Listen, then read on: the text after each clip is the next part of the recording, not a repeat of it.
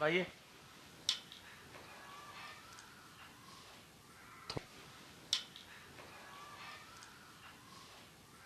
आज हमें जो एक मुकाम मिला है, जिस भी लेवल पे हम लोग काम कर रहे हैं, ये सब सदक़ात तुफ़ैल हमारे बुज़ुर्गों का है, हमारे बड़ों का है, जिन्होंने ये चीज़ को कायम रखा और उसी से हम लोग लगे हैं लाइन में, कतार में।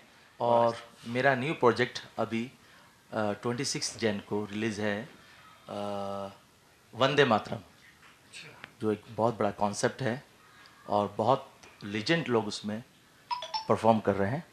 किसी मुस्लिम ने ये शब्द यूज़ करके वंदे मातरम ये प्रोजेक्ट को बनाया है, क्योंकि इस बात पे बहुत बातें उठती हैं और ये होता है।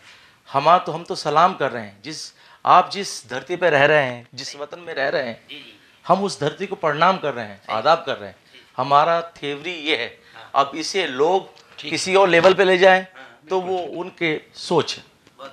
और इसमें एक खुशी की बात यह है कि इस सॉन्ग में मेरे बेटे ने एक रयान साबरी, सबसे छोटा डेब्यू किया है। वो है 8 साल का बेटा।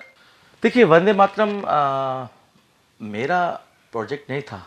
मुझे जो प्रोड्यूसर जिन्होंने मुझे ये सिग्नल दिया है, मेरे बड़े भाई हैं सूरज मुछाला साहब, बहुत दिल के करीब।